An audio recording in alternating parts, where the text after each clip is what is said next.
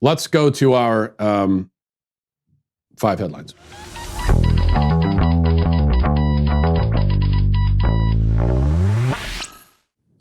This is why I've always said that the book, If You Give a Mouse a Cookie, is one of the most prophetic works of literature, I think, of our time, in American history, certainly.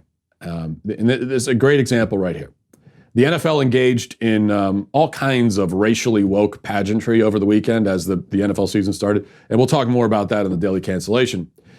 But, you thought Colin Kaepernick, this is all being done for his benefit and for the people that support him. But he was not impressed. He sent out a tweet after all of this, and he said, while the NFL runs propaganda about how much they care about black life, they are still actively blackballing Eric Reed for fighting for the black community. Eric set 2 franchise records last year and is one of the best defensive players in the league.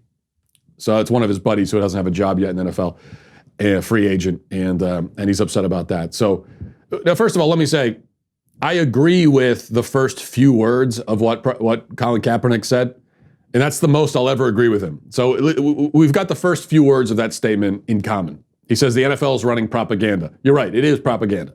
The rest of it, not so much.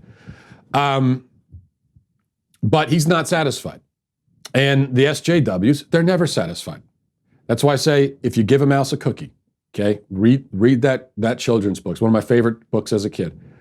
But I didn't realize all the depth of meaning in this book. And if you're not familiar with it, and if you give a mouse a cookie, it's all about this kid who's got a mouse in the house, and the mouse wants a cookie, and he says, okay, I'll give you the cookie. But next thing you know, what does the mouse want? He wants a napkin, and then he wants milk, and then he wants, carrots, and then every last thing. Next thing you know, he's eaten the entire house and everything in it, and the child is left destitute and cold on the street. That's my memory of the book anyway.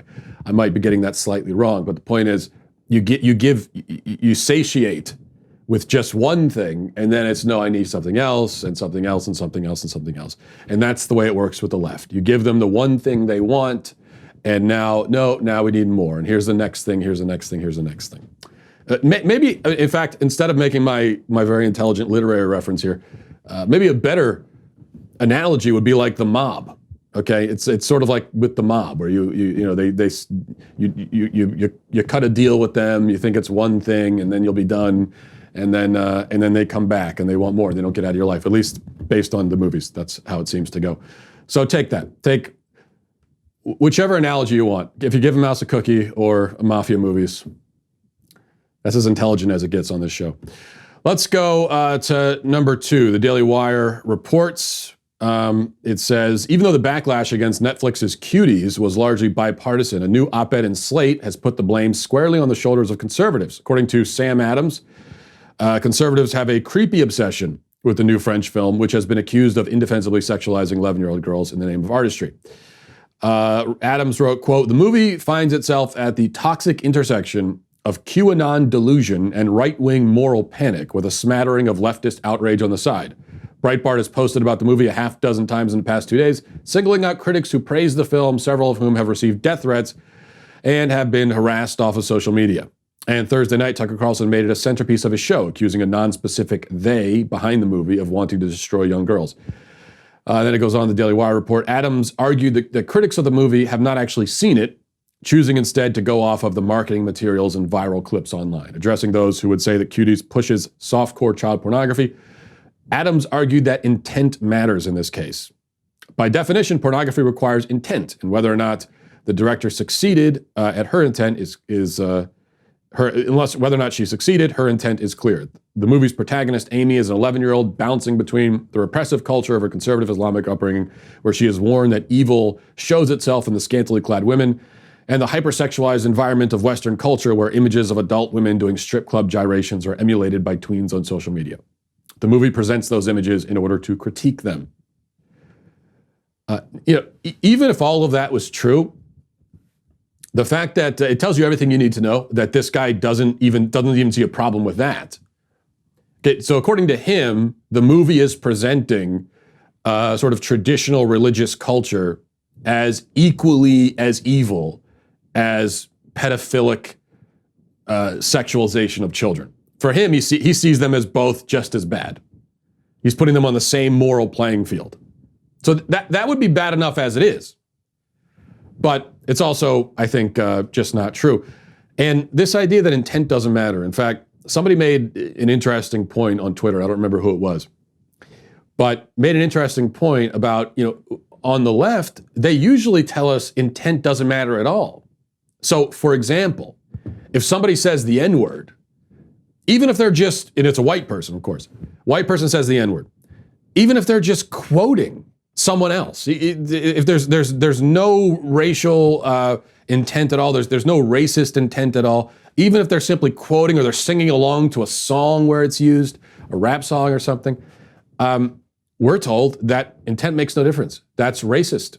Even if you didn't mean it in a racist way, it is racist, it's horrible, it's the worst thing that you can ever do. That's what we're told.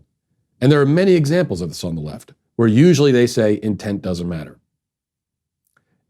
But they have it exactly backwards. Because in most of the cases where they say intent doesn't matter, in those kinds of cases, of course intent matters. If you're just saying something, if you're saying words, then yes, when it comes to the words you say, intent is everything.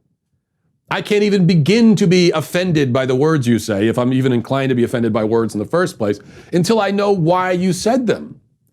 Because that's really all that matters, is what you meant when you said it. Now, when it comes to actually to taking actual children and putting them in these sexually compromised and vulnerable positions and sexualizing them on camera and having them simulate sex acts through dance on camera and the camera zooming in on various body parts and everything, with something like that, intent does not matter, because the act itself is by definition sexualization. You are, by definition, sexualizing a child. The reason why you're sexualizing a child doesn't matter. I don't see that making any moral difference whatsoever. So on one hand, you have words, just words. Intent there is everything. On the other hand, you are taking actual children. This isn't like a book where they're telling a story about this happening. That would be totally different. But these are real children who you have taken and put them in these positions on camera, and you're profiting off of it. So the left has everything upside down and backwards as usual. Number 3, Donald Trump said that he is willing to do a debate with Joe Biden moderated by Joe Rogan. So Tim Kennedy tweeted out, said, on my podcast with Joe Rogan, he offered to moderate a debate between Joe Biden and Donald Trump. It would be 4 hours with no live audience, just the two candidates, cameras, and their vision for how to move the country forward. Who wants this? And Donald Trump responded, I do. Now, this is never going to happen, but I think it's just, there really isn't any argument. There isn't any good argument against this. I think it's very clear that this would be the best, whether it's Joe Rogan or somebody else. Something like that, where it's a lengthy discussion, where the moderator is not interfering that much and just letting the two people have a conversation. I guess what I'm saying is a debate that's actually a debate. Can you imagine that? That would obviously be far superior to the hyper overly moderated shows that we normally get and will get, certainly this time, if there is a debate at all. But I think that would be great. Number 4, I mentioned earlier that BLM is one of the most morally deranged political movements in American history. Well, here's more evidence if you needed it for that claim. I didn't have time to play this during the opening, but after those 2 officers were shot in Los Angeles, a witness recorded a video with his live and honest reaction, and it is something. Watch. Just aired the police out. They just aired the police out.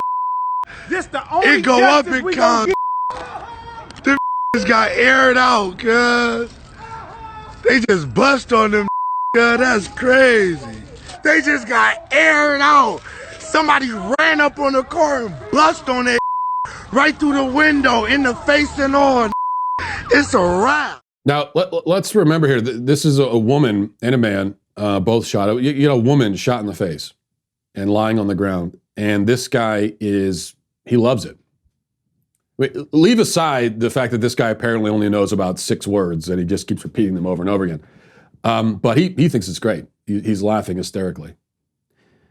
And there are other people around too who seem to be very impressed with this.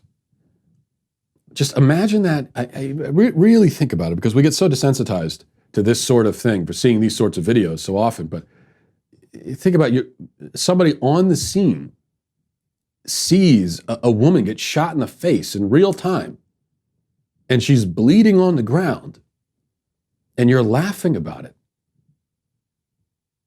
You would think, even if you're a horrible person, even the average horrible person would at least be so shocked and surprised by that and disturbed by the blood and everything that they would probably react in a relatively human way.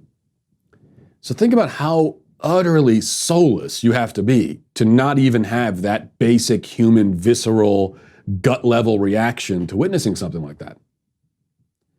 And the point is, this is the kind of mentality and attitude that police officers in the city, especially a city like Los Angeles, encounter every day.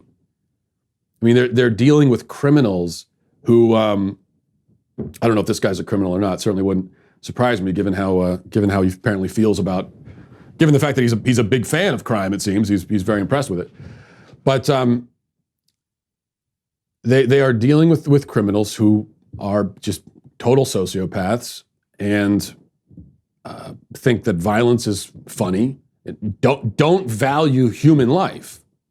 For all this stuff about Black Lives Matter, yes, it does. All lives matter. But I think you see why some of the BLM activists react to all lives matter. They get very upset about that because they really don't think that all lives matter. The people there in that video, they just don't believe it. They don't see that life matters at all. Then you're a police officer and you're coming up against this mentality every single day.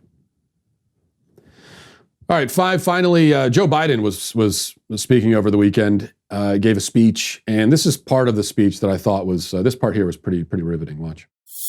And what makes his wild claims and hopes, he now hopes we don't notice what he said or won't remember.